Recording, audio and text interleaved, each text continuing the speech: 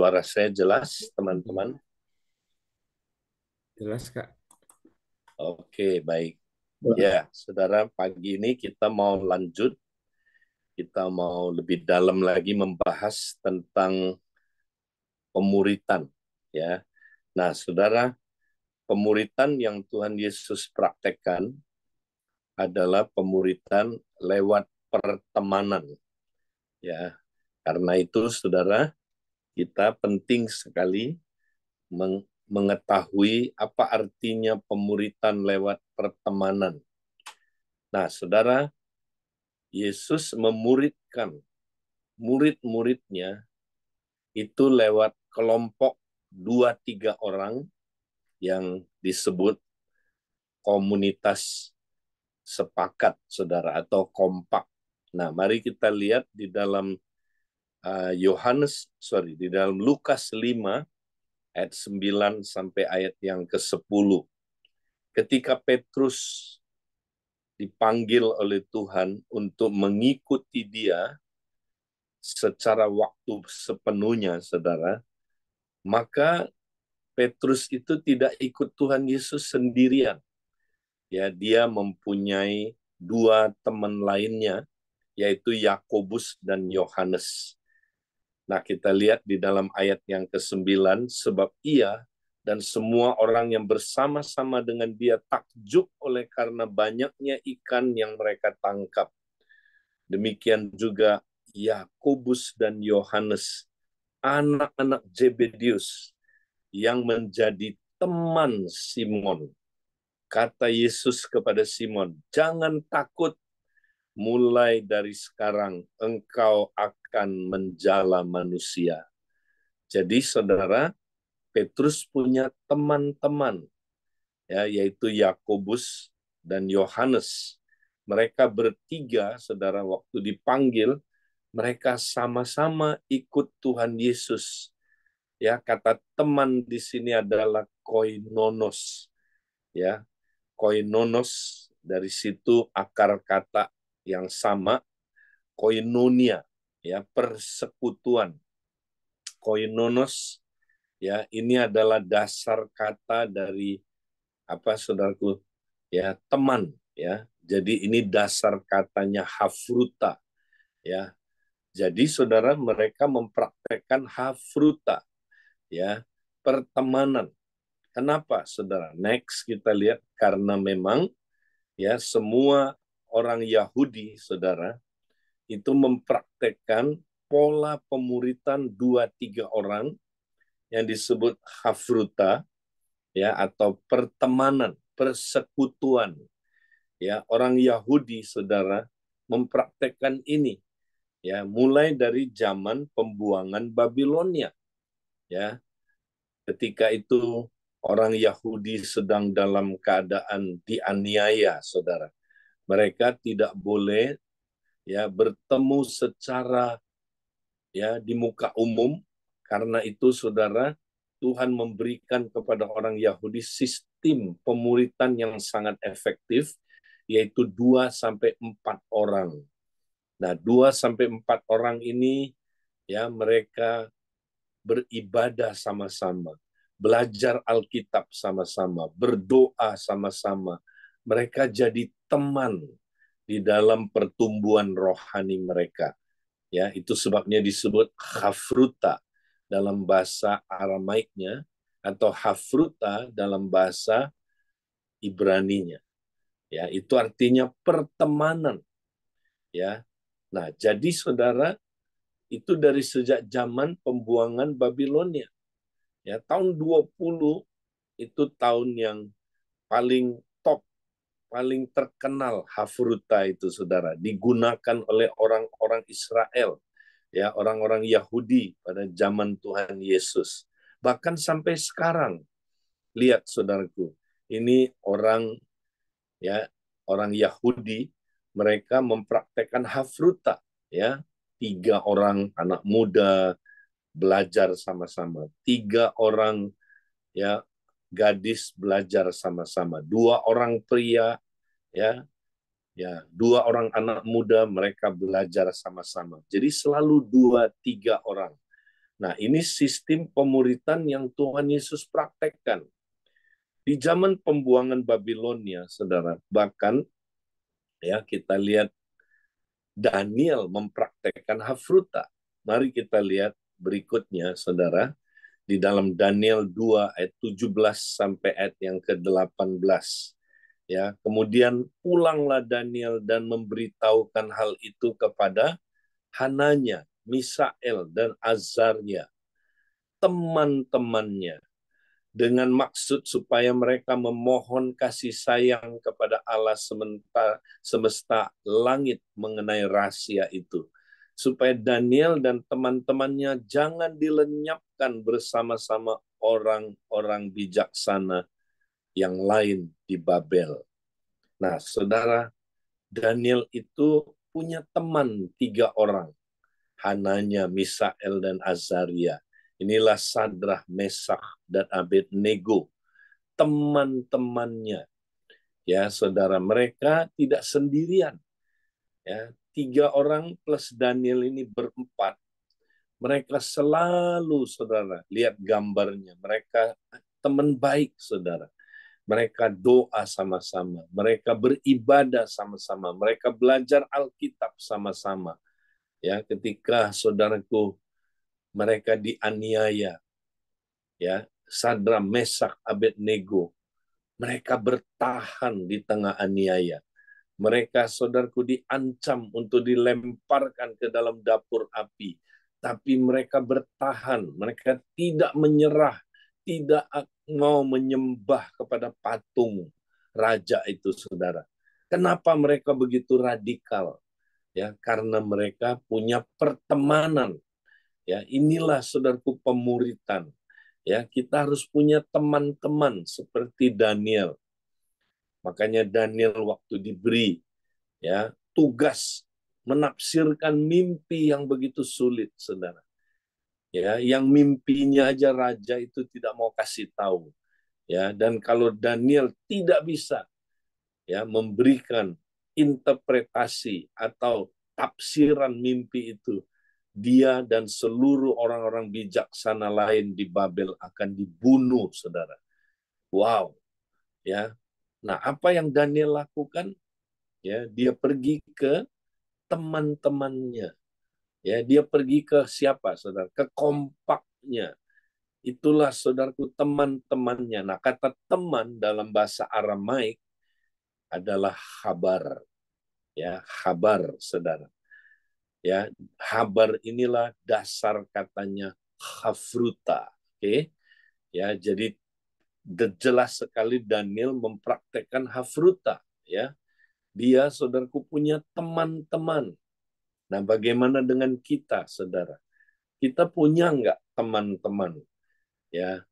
Nah, banyak sekali orang Kristen nggak punya teman, saudara.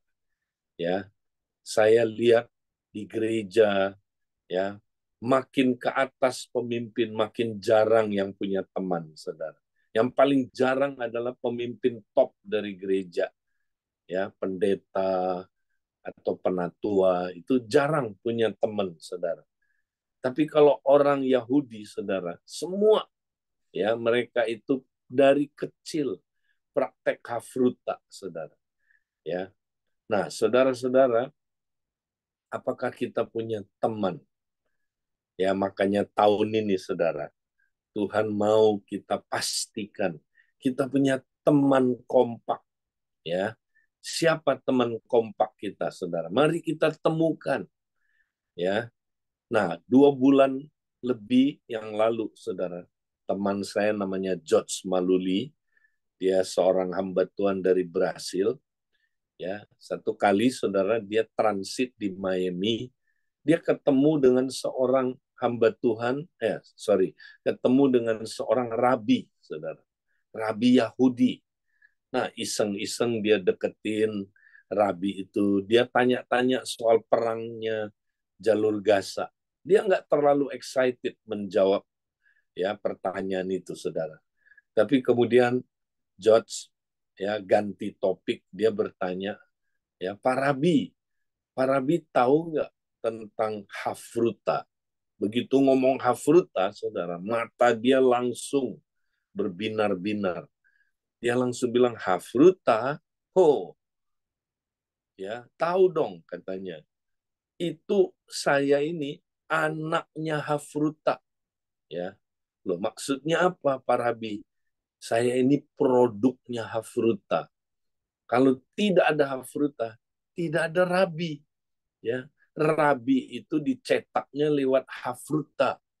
Ya, buat kami orang-orang Yahudi, hafruta itu begitu penting, ya, seperti hidup dan mati. Loh, maksudnya apa?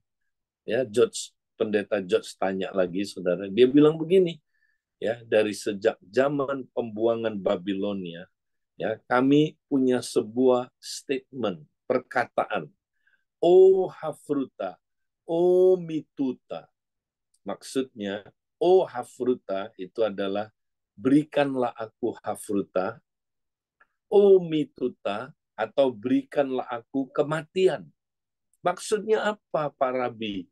Maksudnya gini, ya, dalam hidup ini cuma ada dua pilihan, ya, mempunyai hafruta atau lebih baik mati, ya. Loh, kok begitu, Pak? Iya, dia bilang gini, saudara, karena kita diciptakan untuk pertemanan. Jadi kalau kamu tidak punya teman, hidup kamu tidak akan pernah utuh. Dengan perkataan lain, ya, kalau kamu nggak punya teman, kamu nggak punya hidup. Itu sebabnya, ya, kita harus punya pertemanan, yaitu hafruta. Wow, saudara, dia ngomong kayak gitu. Kemudian pembicaraan itu berlanjut, dia ceritakan betapa dahsyatnya orang yang hidup dalam hafruta, saudara. Ya, nah, apakah kita punya teman, saudara? Saya lihat banyak sekali orang Kristen nggak punya teman. Ya, kemarin saudara, waktu saya ke Amerika, ya, waktu saya menyampaikan kebenaran ini, saudara, ya, tiba-tiba datang satu orang, ya. Nah, orang ini, saudara, dia adalah seorang pemimpin jemaat, ya, yang sangat dahsyat dipakai Tuhan, saudara. Saya nggak perlu sebut dia dari gereja mana. Dia ini, saudara, seorang wanita, ya, dan dia dipakai Tuhan luar biasa, saudara. Ya, dia itu, saudara, kalau doain orang, wah, orang itu, ya, diurapi Tuhan, tiba-tiba bisa ada yang jatuh ke lantai, dilawat Tuhan, terjadi pelepasan, terjadi, saudara, orang-orang dijamah oleh Tuhan luar biasa, dan dia, saudara, dipakai oleh Tuhan untuk memfollow up apa yang, ya, pemimpin top dia lakukan. Kalau pemimpin top dia, ya, udah KKR ribuan orang bertobat, dia yang, saudaraku, memfollow up mereka. Ya, dia yang dipakai Tuhan, saudara, untuk merintis jemaat-jemaat dari hasil KKR pemimpin topnya. Tapi dia cerita, saudara. Ya, dia ketemu kami waktu saya dan anak saya membahas tentang pertemanan. Topiknya waktu itu kami membahas tentang pertemanan. Dia datang sambil menangis, saudara. Dia bilang begini, yang kalian sampai ini tuh benar. Saya ini contohnya. Saya dipakai Tuhan luar biasa, tapi saya kesepian. Saya nggak punya teman.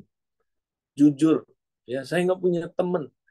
Ya, dan hidup saya orang yang paling kasihan, dia bilang. Ya, saya kesepian sekali. Kok kalian bisa tahu, ya, katanya. Itu saya, itu khotbah kalian itu persis saya. Ya, dia bilang, makanya, ya, saya sudah mengundurkan diri dari pelayanan ini. Saya ngomong sama pemimpin top saya, sorry, saya nggak bisa lanjut lagi. Ya, kenapa? Saya kesepian. Saya merasa hidup ini, ya, hancur-hancuran. Karena saya nggak punya teman, Pak, katanya. Ya, dia keluarganya akhirnya, saudara, stres. Anak-anaknya mulai meninggalkan Tuhan, saudara. Ya, dia mulai, saudaraku, melihat ini, akhirnya dia nggak kuat lagi, saudara. Dia mundur dari pelayanan itu, saudara. Ya, sampai pemimpin topnya menyesalkan, kenapa kamu mundur? Ya kan kamu nggak salah apa-apa. Tapi nggak tahu, Pak, saya nggak bisa lanjut lagi karena saya stres. Saya nggak punya teman. Nah, ini kondisinya, saudara. Ya, banyak orang melayani Tuhan nggak pernah punya teman kompak. Tapi kalau saudara baca di dalam Alkitab, ya baik orang-orang perjanjian lama maupun perjanjian baru, mereka punya teman. Murid-murid Yesus punya teman. Nah, saudara, apakah kita sudah menemukan teman kompak kita? Ya. Nah, pertanyaannya, saudara, pertemanan yang bagaimana yang Tuhan mau kita bangun, saudara? Nah, mari kita lihat berikutnya, saudara. Pertemanan yang Tuhan mau kita bangun adalah pertemanan yang terikat janji, saudara. Ya, bukan pertemanan seperti yang biasa. Ya, ada orang punya teman, saudara, tapi dia nggak punya pertemanan yang terikat janji ini. Nah, kita baca, saudara, di dalam Yohanes 13 ayat 34 sampai 35, aku memberikan perintah baru kepada kamu, yaitu supaya kamu saling mengasihi. Ya, ini perintah yang diberikan oleh Yesus kepada murid-muridnya. Nah, dia bilang gini, saudara, aku tidak memanggil kamu hamba lagi, tapi aku memanggil kamu sahabat. Ya, nah, saudara, lalu dia memberi perintah kepada sahabatnya, yaitu supaya kamu saling mengasihi, katanya. Nah, apa standar saling mengasihinya? Sama seperti aku telah mengasihi kamu. Demikian pula kamu harus saling mengasihi. Nah, Yesus kasih kita contoh, saudara. Bagaimana seorang sahabat yang mengasihi, saudara. Yesus mengasihi sahabatnya, kita-kita, saudara, muridnya, ya, yaitu dengan apa? Ya, dengan cara dia berkorban. Dia menyerahkan nyawanya bagi sahabatnya, saudara. Ya, dia mengasihi kita, ya, sampai dia rela menyerahkan nyawanya. Yesus mengasihi kita, ya, sebagai sahabat, ya, yang terikat janji, saudara. Yesus itu mengasihi kita bukan asal-asalan, saudara. Dia mengasihi kita begitu sungguh-sungguh, ya, sebagai sebuah perjanjian, covenant. Covenant itu artinya gini, aku berjanji akan mengasihi kamu apapun kondisinya kamu. Ya, aku mengasihi kamu tanpa syarat. Aku mengasihi kamu dengan kasih, ya, satu arah, bukan kasih timbal balik. Aku mengasihi kamu dengan kasih yang sempurna dari Bapa. Kasih, ya. Yesus mengasihi kita sebagai sebuah perjanjian, covenant. Tahu covenant, saudara? Artinya dia membuat janji sampai selama-lamanya. Dia mengasihi kita, saudara. Apapun keadaan kita, dia tetap mengasihi kita. Walaupun kita tidak mengasihi dia, walaupun kita tidak setia, walaupun kita jatuh, walaupun kita, saudaraku, gagal mengasihi dia, dia tetap mengasihi kita. Itulah, saudaraku, covenant yang dia buat, perjanjian yang dia buat. Saudara, dan dia bilang, ya, seperti itulah kamu harus saling mengasihi. Seperti aku telah mengasihi kamu. Wow. Saudara, inilah kompak. Ya. Sebab dibilang dengan demikian semua orang akan tahu bahwa kamu adalah murid-muridku. Yaitu jika kamu saling mengasihi. Ya, jadi kompak kita, saudara, haruslah praktek pertemanan yang terikat janji. ya, mempraktekkan ya hidup yang terikat janji, saudara. Ya, bukan kompak-kompakan. Ya, ada kompak, saudara, nggak pernah praktek pertemanan yang terikat janji. Nah, kompak yang kayak begini, saudara, ketika dibentuk dikit aja langsung bubar. Ya, ketika dibentuk, saudara, ada masalah, bye bye, sorry ya. Loh, kok kamu tinggalin kompak? Ya kan nggak janji, aku kan nggak janji. Nah ini dia, ini kompak tidak janji. Ya, kalau Yesus nggak gitu, saudara. Dia praktekkan dengan murid-muridnya, ya, kasih yang terikat janji, saudara. Ya, dia berjanji mengasihi mereka apapun keadaannya. Nah ini, ya, saudara, jadi kita praktekkan ini. Nah, pertemanan itu penting sekali, saudara. Ya, tanpa pertemanan kita nggak mungkin bisa dipakai Tuhan sampai akhir, finishing well. Ya, kita nggak bisa, saudara, tanpa pertemanan bisa bertumbuh sebagai seorang murid. Nah, next kita mau lihat, saudaraku, kehidupan seseorang. Ya, ini pernah dikhotbahkan oleh saudara kita Mardi. Ya, nah di situ, saudaraku, diceritakan tentang Barnabas. Nah, saya sangat diberkati dengan hidupnya Barnabas. Barnabas itu katanya adalah orang baik. Dia penuh dengan Roh Kudus dan iman.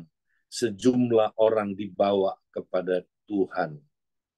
Barnabas, saudara, itu dia, kenapa disebut Barnabas? Karena dia, saudara, ya, dipenuhi dengan Roh Kudus begitu rupa, sehingga, saudara, julukan dia, ini bukan nama asli dia, julukan Barnabas, anaknya Roh Kudus, saudara. Ya, Bar itu anak dari, Nabas itu penghibur. Ya, Roh Kudus itu gelarnya Roh Kudus. Kenapa dia dapat gelar Barnabas? Karena dia penuh dengan Roh Kudus. Ya, ingat, saudara, Roh Kudus itu roh pertemanan. Ya, karena parakletos, saudara, ya, itu artinya pendamping, ya, pendamping. Jadi Roh Kudus itu pendamping. Dia suka mendampingi orang, ya, menjadi teman orang itu, saudara, penolong dari orang itu. Nah, itu Barnabas, saudara. Makanya Barnabas, saudara, satu kali dia sedang di tengah revival di Antioquia, tiba-tiba dia ingat saudaranya Saulus. Lalu pergilah Barnabas ke Tarsus untuk mencari Saulus. Dan setelah bertemu dengan dia, ia membawanya ke Antioquia. Mereka tinggal bersama-sama dengan jemaat itu 1 tahun lamanya. Sambil mengajar banyak orang di Antioquia lah. Murid-murid itu untuk pertama kali disebut Kristen. Jadi Barnabas, saudara, ya, yang penuh Roh Kudus ini, yang punya sifat Roh Kudus, ya, dia mencari Saulus, saudara. Kenapa, saudara? Karena dia ingat Saulus itu nggak punya teman, saudara. Dia jiwa baru yang baru bertobat, saudara. Tapi Saulus menggebu-gebu, ya, dia memang bikin masalah waktu ada di Yerusalem. Ya, dia itu ditakuti, saudara. Nggak ada orang yang mau berteman sama Saulus, saudara. Kenapa? Karena dia ya, FPY dia, saudara, Front Pembela Yahudi. Ya, dia itu radikal, saudara, pembunuh orang Kristen. Siapa yang mau berteman dengan dia? Ya, jadi Saulus, saudaraku, ditolak. Ya, Saulus bikin masalah, dia berdebat sama orang Yahudi, menyebabkan jemaat di Yerusalem dianiaya makin berat. Akhirnya mereka udah suruh dia pulang aja, ya, dengan perkataan lain mungkin diberi one way ticket. Udah, kamu pulang aja, jangan kembali lagi. Nah, Saulus, saudara, waktu itu dia pergi ke Tarsus, kotaknya dia sendiri. Ingat, jiwa baru ya yang nggak punya teman, saudara, pergi ke sebuah kota yang belum ada gerejanya, belum ada orang percaya. Ya, gimana Saulus bisa bertahan, saudara? Itulah sebabnya, saudara, Barnabas ingat akan Saulus. Ya, dia pergi cari Saulus, saudara. Dan di situ dia ketemu Saulus. Mungkin Saulus waktu itu, saudara, ya, udah kecewa, udah mau mundur, saudara. Udah tidak mau lagi melayani Tuhan. Ya, mungkin Saulus waktu itu, saudara, berpikir jangan-jangan penglihatan yang saya dapat itu hanya ilusi. Ya, tapi Barnabas datang, saudara, mencari dia, saudara. Tidak ada orang yang begitu mengasihi dia, ya, seperti Barnabas. Barnabas datang mencari dia dan bawa dia ke Antioquia, saudara. Disitulah mereka tinggal bersama-sama dengan jemaat itu 1 tahun lamanya. Ya, di situ mereka membentuk sebuah kompak, saudara. Hafruta, ya. Jadi Barnabas ajak Saulus untuk jadi temannya, hidup dalam hafruta, melayani sama-sama, ya, dalam kompak, saudara. Akhirnya dua orang ini, ya, dalam salah satu doa puasa mereka di dalam Kisah 13, mereka disisihkan, dikhususkan oleh Roh Kudus, saudara. Dipanggil mereka untuk diutus ke ladang misi. Inilah hafruta yang sangat luar biasa. Kompak yang, saudaraku, diutus menjalankan, saudara, ya, perjalanan misi yang pertama yang luar biasa. Lewat dua orang inilah, saudara, mereka menjungkir balikkan dunia. Ya, dikatakan kalau mereka datang itu, lihatlah, orang yang menjungkir balikkan dunia sudah ada di sini. Saulus itu disebut orang yang menjungkir balikkan dunia. Saudara-saudara, ya, mereka akhirnya dipakai sebagai rasul oleh karena mereka punya pertemanan ini. Nah, bagaimana dengan kita, saudara? Apakah kita punya teman kompak? Nah, kalau kita udah punya, saudara, mari, ya, tahun ini kita mau membuat perjanjian bahwa kita akan saling mengasihi, kita akan sama-sama jadi teman yang setia, saudara. Kita akan terus bertahan dalam keadaan apapun, sekalipun ada pembentukan, ya, sekalipun di dalam kompak itu, ya, ada ketidakcocokan, nggak 100% cocok. Nah, kita jangan meninggalkan kompak kalau ada ketidakcocokan. Ya, justru, saudara, kita yang tidak cocok itu akan dibentuk nanti jadi cocok. Ya, justru, saudaraku, itu yang akan terjadi. Nah, kita baca ayat yang terakhir. Ini adalah ayat emasnya kompak, saudara. Orang Yahudi selalu pegang ayat ini, saudara. Ya, ini ayat emasnya hafruta. Besi menajamkan besi. Orang menajamkan sesamanya. Jadi dalam kompak, saudara, ya, kita pasti saling menajamkan. Ya, ketika ada konflik, ingatlah, saudara, itu justru membuat kita tajam. Ketika ada ketidakcocokan, justru itu membuat kita makin tajam, saudara. Ya, kita bagaikan, ya, besi yang ditajamkan oleh pandai besinya. Siapa pandai besinya, saudara? Yesus. Yesuslah pandai besinya. Kita dibenturkan seorang akan yang lain.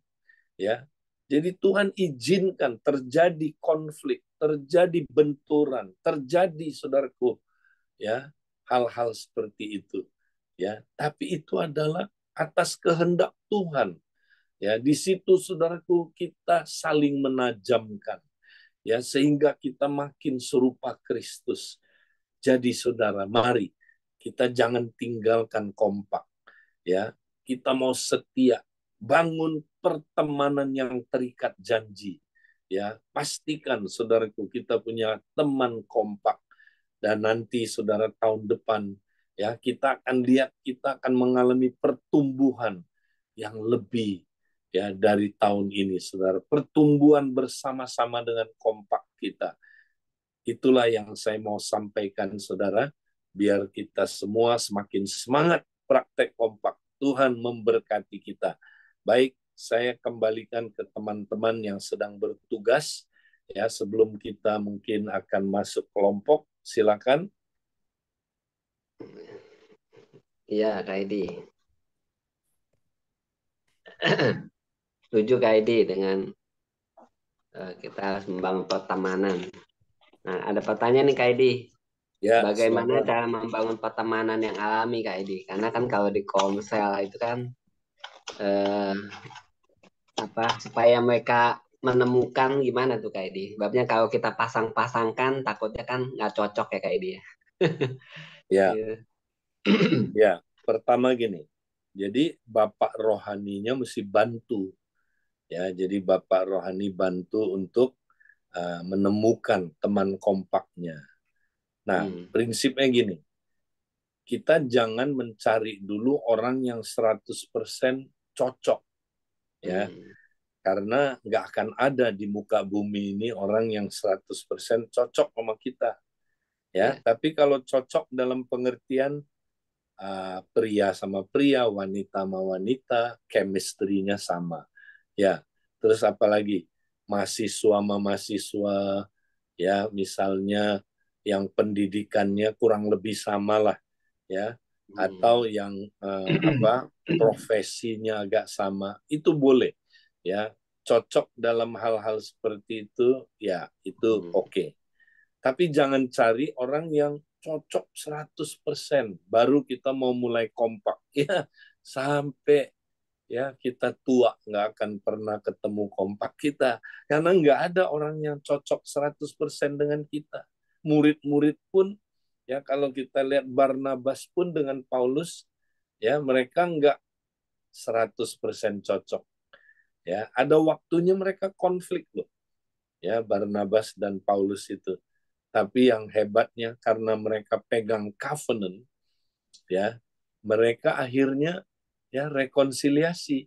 Kita lihat Markus yang tadinya jadi sumber apa itu Hmm. pertengkaran mereka, tapi akhirnya Markus itu, ya, rekonsiliasi dengan Paulus, dan dia melayani Paulus sampai Paulus meninggal. Ya, dia bahkan jadi salah satu anak rohaninya Paulus juga, bukan hanya anak rohani Petrus saja.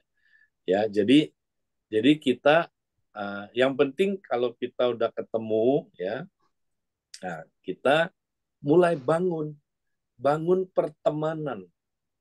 Jadi gini, jangan cari teman tapi bangunlah pertemanan. Ya, orang Inggris bagus tuh istilahnya. Don't find friend but make friend. Hmm. Ya, jadi pertemanan itu nggak boleh dicari tapi dibangun. Caranya Hmm. gimana? Ya, kita dulu mulai jadi teman. Ya, kalau kita nggak mau jadi teman yang baik, ya kita nuntut orang lain jadi teman dulu, nggak akan pernah ada. Ya, tapi kalau saya mau jadi teman yang baik, nah, maka kalau dua-duanya punya komitmen atau bertiga punya komitmen mau jadi teman yang baik, jadi itu pertemanannya. Ya, Hmm. nah, belajarlah dari Yesus, teman sejati kita. Ya, Yesus bilang, aku tidak memanggil kamu hamba lagi, tapi teman, sahabat. Ya, jadi mulai dari situ. Terus bangun. Nah, bikin komitmen, bikin hidup, ya, yang akan terikat janji. Ya, itu dia, saudara. Jadi, Ya. ya, kira-kira gitu ya. Oke, Oke Kak Edi. ada lagi Ya yang kan mau Bapak tanya? Ibu, Silakan. teman-teman yang lain ada yang mau bertanya?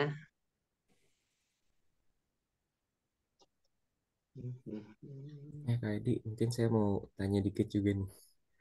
Eh, Kalau dilihat kan selama ini udah punya kompak sih ya, maksudnya udah jalanin mesbah pagi juga, kita tiap pagi kumpul dalam satu room. Cuma ada nggak ya kayak di maksudnya goalnya itu ke depannya itu mau seperti apa? Maksudnya kita kan udah kayak sharing, kita udah bangun eh, rohani kita, misalnya seperti itu pertemanan kita, tapi ada sesuatu goal yang mau dituju dari kompak ini kemana nggak sih kayak di maksudnya kurang Oh, lebih? jelas sekali. Ya, jadi seperti murid-murid Kristus. Ya, jadi kalau kita lihat 12 murid itu, mereka kumpul-kumpul untuk apa? Ada tujuannya, yaitu mereka ya memultiplikasi kompak-kompak itu dan merintis komunitas kerajaan, ya, merintis komunitas gereja atau apa itu eklesia itu ya. Jadi itu tujuannya. Contohnya berdua, ya, dimulai dengan berdua. Kemudian berdua ini diutus sama Tuhan Yesus ya untuk apa? Merintis jemaat, ya kan? Itu tujuannya. Caranya multiplikasi kompak, ya. Nah, itu tujuannya Tuhan panggil kita. Aku memanggil kamu, katanya, ikutlah aku, kamu kujadikan penjala manusia. Itu dia. Jadi kompak bukan hanya ya kita kumpul-kumpul, kita belajar, ya sama-sama bertumbuh bersama-sama. Ya itu bagus, tapi tujuan akhirnya adalah merintis jemaat. Ya, itu dia. Jadi itu tujuan kompak, ya. Jadi merintis komunitas kerajaan itu, ya. Itu jelas sekali. Nah, nanti tahun depan kita akan mulai belajar ya bagaimana kita menjadi murid Kristus. Ya, nah selama ini kita menurut saya ya banyak kompak belum menjalankannya secara maksimal. Yaitu bagaimana kita ikut Yesus, belajar dari Yesus dan menjadi serupa dengan Yesus. Ya, 3B kita sebut ini. Ya, yaitu berjalan bersama Yesus, belajar dari Yesus, dan berubah serupa Yesus. Ya, nah ini kita tiap hari itu ya mesti berjalan bersama Yesus. Ya, itulah pemuritan. Mengikut Yesus itu artinya. Ya, kita jalan bersama Dia. Kemudian belajar dari Dia sebagai pemagang. Karena pemuritan itu artinya kita magang dengan Dia tiap hari. Ya, ketika kita ada di kantor, ketika kita ada di bisnis, ketika kita ada di mana aja, 24 jam sehari kita belajar dari Dia, ya, menjadi serupa dengan Dia. Nah, itu yang saya lihat banyak kompak belum mempraktekannya. Ya, makanya kompak hanya sekedar ya kita kumpul-kumpul udah selesai. Ya, tapi tiap harinya kita enggak ikut Dia, belajar dari Dia dan menjadi serupa dengan Dia. Nah, itu yang sangat penting ya. Oke, Oke, oke. Kak Edi ada baik. yang nanya lagi nih. Standarnya kompak itu sedekat apa Kak Edi? Ya, ya itu yang Yesus bilang tadi ya, hendaklah kamu saling mengasihi Hmm. sama seperti aku telah mengasihi kamu. Ya sedekat itu. Seperti Hmm. Yesus mengasihi kita dan kasihnya bukan cuma di mulut kan, tapi kasihnya adalah kasih yang lahir dari ikatan janji itu. Covenant. Ya, Hmm. covenant itu artinya aku berjanji ya aku akan mengasihi kamu ya. Mau tahu standarnya Saudara? Sampai aku rela menyerahkan nyawaku buat kamu. Hmm. Ya, nanti coba baca di rumah standar gereja mula-mula ya di dalam 1 Yohanes pasal yang ke ya 3 Nanti baca di rumah ayat 16 mulai. Ya, demikianlah kita mengetahui ya bahwa Allah telah mengasihi kita, yaitu dia rela menyerahkan nyawanya kepada kita. Nah, ayat berikutnya ini yang bikin syok. Karena itu kita pun wajib menyerahkan nyawa kita untuk saudara-saudara kita. Nah, ini standarnya gereja mula-mula. Seberapa saling mengasihinya mereka. Wow, seperti Kristus mengasihi mereka, saudara. Ya, yaitu rela menyerahkan nyawanya. Nah, itulah. Makanya kalau kita praktek Hafruta, saudara, kompak, kita dekat sekali. Karena apa? Karena kita mempraktekkan kasih yang terikat janji itu kan. Bukan kasih yang apa? Kasih manusiawi, tapi kasih ilahi yang begitu dalam ya. Oke. Kadang sama suami Ya, istri aja tadi belum itu ya Kak ya. 1 Yohanes 3 saya kira. Sebentar ya, tadi ada yang nanya ayatnya. Ya. Sebentar, saya cariin dulu 1 Yohanes 3 saya kira. Bentar ya. 1 Yohanes 3 ayat 16.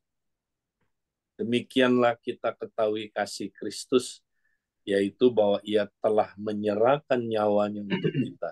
Jadi kita pun wajib menyerahkan nyawa kita untuk saudara-saudara kita. Ya, kita harus menyerahkan nyawa kita untuk saudara-saudara kita. Ya, kalau kita sekarang enggak, kebalik. Kita ambil nyawa saudara kita dari kita. Ya, itu parah. Ya, kita mesti menyerahkan nyawa kita.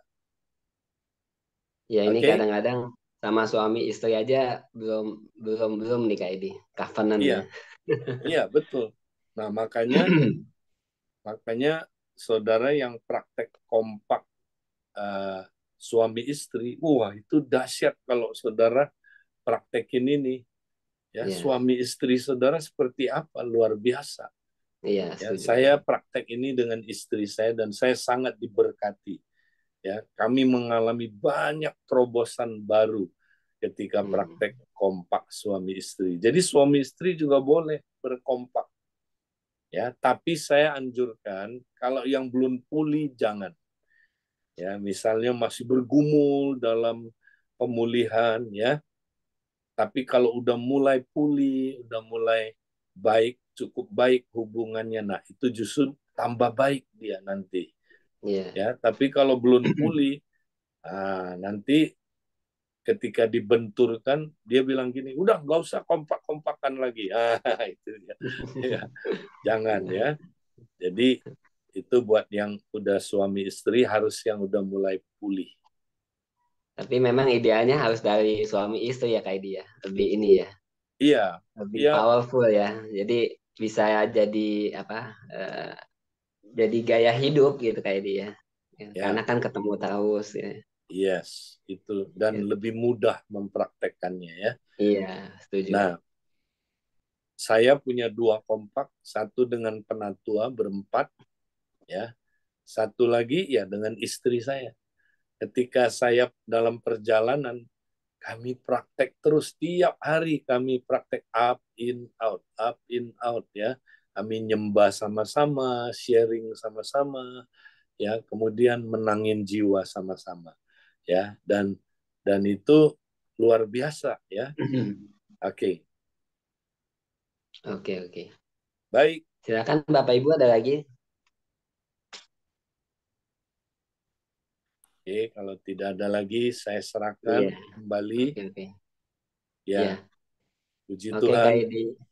Tuhan Terima kasih berkati. Kak Edi Sampai ketemu buat minggu apa yang depan. disampaikan. Jadi, Iya, God bless you Kak Edi. Bye. Iya, bye.